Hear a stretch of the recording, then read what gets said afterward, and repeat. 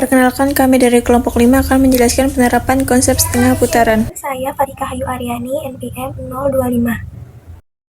Perkenalkan, nama saya Rina Safir Sasti dengan NPM 064. Perkenalkan, nama saya Alisa Dwi Utami, NPM 2240306112.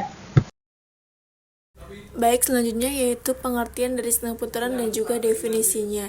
Selanjutnya masuk ke contoh penerapan dalam kehidupan sehari-hari. Untuk contoh penerapan yang pertama, kita tahu bahwa konsep geometri, khususnya geometri transformasi pada setengah putaran, memiliki banyak sekali penerapan dan banyak ditemui di kehidupan sehari-hari. Kita dapat menemukan konsep setengah putaran salah satunya pada motif batik. Selain menemukannya dalam motif batik, kita juga dapat membuat motif baru dengan menerapkan konsep setengah putaran. Nah, di sini adalah yang ditampilkan ini adalah motif yang dibuat dengan menerapkan konsep setengah putaran. Nah, untuk lebih jelasnya, saya akan memperlihatkan bagaimana cara membuat motif ini melalui bantuan GeoGebra. Jadi, di sini yang pertama saya akan membuat titik P, A, B, C, dan D. Jadi ada 5 titik, yaitu P di 5,5, A di 2,5, B di 4,4, kemudian C di 4,6, dan D di 5,2. Nah, kemudian di sini kita akan melakukan setengah putaran C terhadap titik P, A terhadap titik P, B terhadap titik P, dan D terhadap titik P. Jadi titik A, B, C, dan D itu dilakukan setengah putaran terhadap titik P, menghasilkan A aksen, B aksen, C aksen, dan D aksen. Selanjutnya dari titik-titik yang sudah didapat ini dibuat suatu bangun datar. Di sini kalau kita lihat bentuknya itu menyerupai layang-layang. Setelah kita mendapatkan motif ini, di sini saya membuat X sama dengan 3, kemudian X sama dengan 7, Y sama dengan 3, dan Y sama dengan 7. Dari 4 garis itu, kemudian dibuat titik perpotongan antara garis H dan garis R, garis H dan segmen AC, kemudian garis H dan segmen AB, kemudian garis Q dan garis H, dan garis Q terhadap segmen BD. Kemudian satu lagi garis R dan segmen CD aksen. Nah, kita hilangkan garis-garis yang kita buat, kemudian titik-titik yang baru tadi kita lakukan setengah putaran terhadap titik P.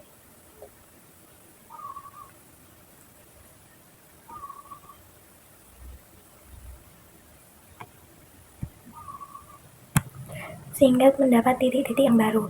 Kemudian di sini dibuat segmen dari titik yang baru membentuk pola dan menghasilkan bentuk motif seperti berikut. Nah, ini nanti simbol nama ataupun nama titik ataupun segmen ini akan dihapus, kemudian diberi warna, dan kemudian dibuat beberapa lagi pola yang sama persis seperti ini. Nah, setelah itu akan menghasilkan motif seperti berikut. Nah, di sini motifnya saya bikin jadi 6.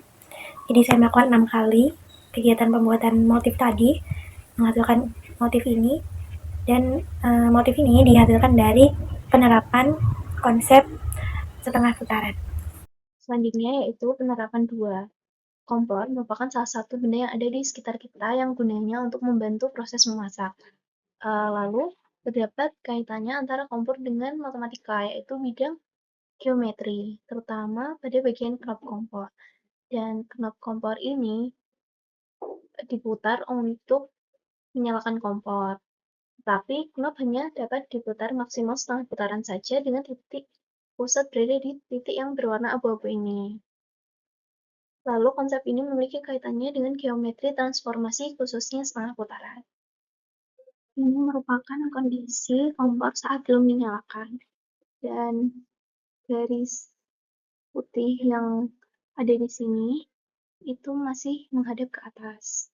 Lalu jika diputar untuk dinyalakan dan diputarnya itu dalam derajat, maka api yang nyala akan mengecil. Hal tersebut menyebabkan pergerakan knop dari kompor yang belum dinyalakan ke kompor menyala dengan api yang kecil disebut sebagai setengah putaran. Penerapan ketiga dari setengah putaran. Penerapan setengah putaran dalam transformasi geometri pada kehidupan sehari-hari tidak jauh-jauh dari suatu bangunan. Untuk mempercantik suatu bangunan dibutuhkan sentuhan-sentuhan ornamen. Salah satu contoh ornamen yang menggunakan penerapan setengah putaran adalah Masjid Cengho di Purbalingga. Nah, pada gambar yang disajikan terdapat ornamen yang seperti membentuk angka 12.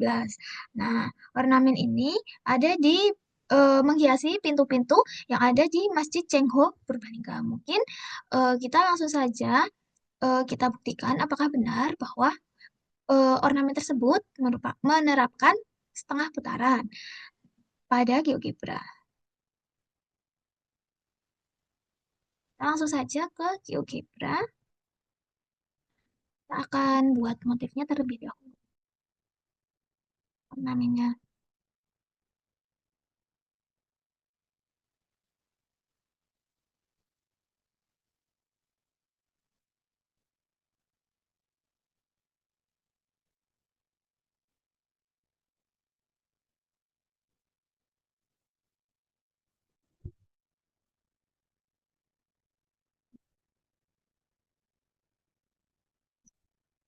Ornamennya sudah mirip ya. Nah, langsung saja akan kita cerminkan terhadap titik C.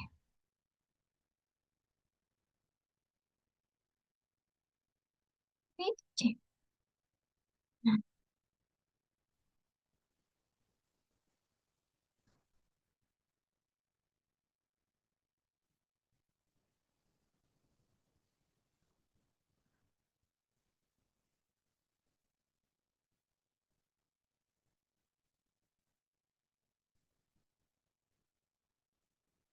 cerminkan ke titik C.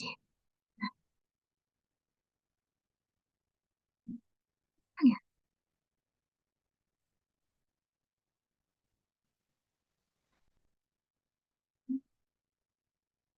Ini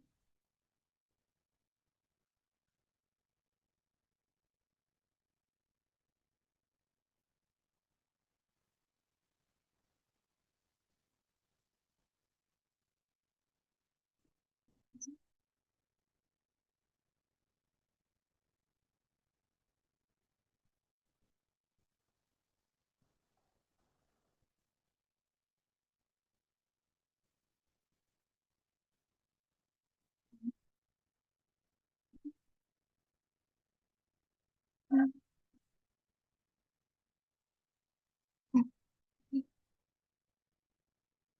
nah, ternyata pencerminannya akan seperti gambar di sini. Nah, menurut definisi 3.1 dalam buku Dersim Ameres Rasmedi itu menunjukkan bahwa apabila P atau titik P sama dengan A, maka setengah putaran dari A terhadap P sama dengan A. Nah, tadi kita sudah buktikan bahwa di sini kan J dicerminkan terhadap J sendiri atau J itu sama dengan J akan menghasilkan setengah putarannya adalah J itu sendiri atau J aksen. Nah, sedangkan apabila setengah putaran dari kita akan buat di sini. Nah, apabila setengah putaran dari I atau kalau di bukunya apabila P tidak sama dengan A, jadi berbeda. P itu tidak sama dengan A, maka kan I itu tidak sama dengan J. Nah, maka setengah putaran dari A terhadap P adalah Q. Sehingga titik A titik tengah ruas dari PQ. Nah, kalau di sini berarti kita akan gunakan I. Nah, ini. Nah, berarti kan I itu tidak sama dengan J atau J aksen. Nah, maka setengah putaran dari I terhadap J adalah I aksen. Nah, bisa kita lihat bahwa J ini merupakan titik tengah dari garis atau ruas garis I ke I aksen. Atau kalau di sini berarti ini. Nah, sehingga dia membagi sama besar antara J aksen dengan J aksen ke I aksen. Nah, kemudian juga dari nih kita akan tarik garis A ke aksen. Lewati, oke.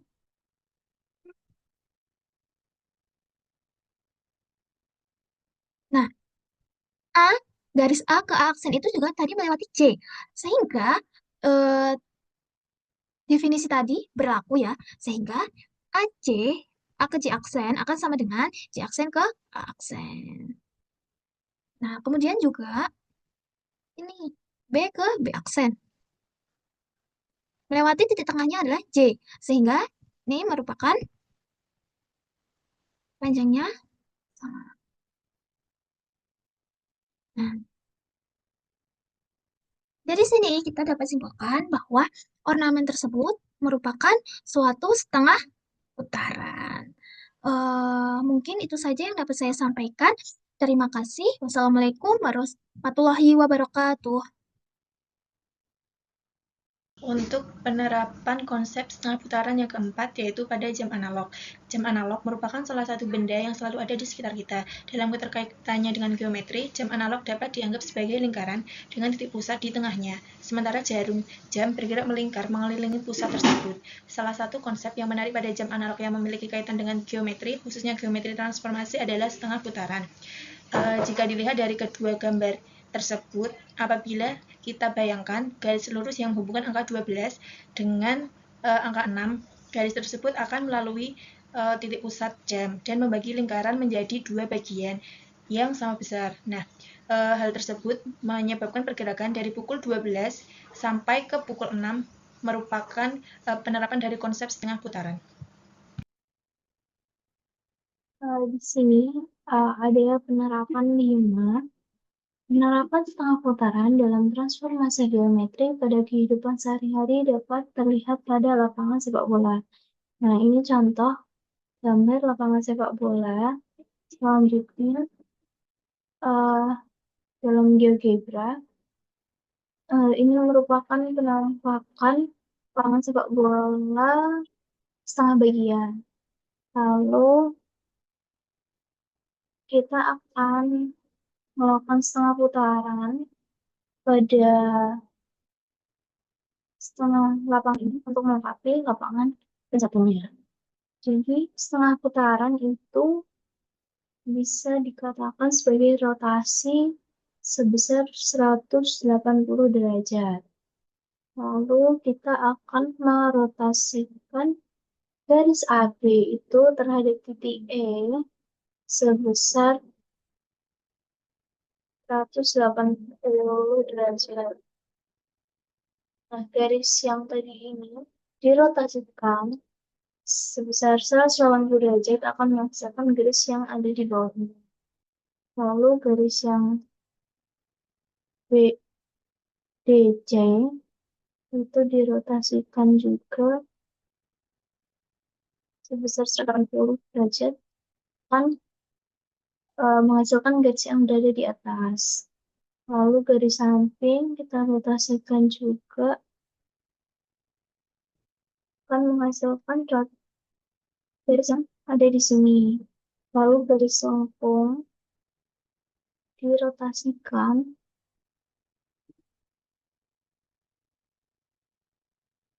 Nah, lingkaran ini merupakan lingkaran yang ada di lapangan, di tengah-tengah lapangan.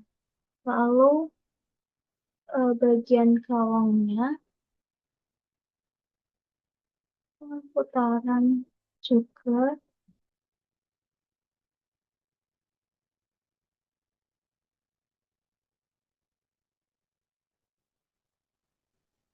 Nah, ini merupakan salah satu penerapan setengah putaran pada lapangan sepak bola.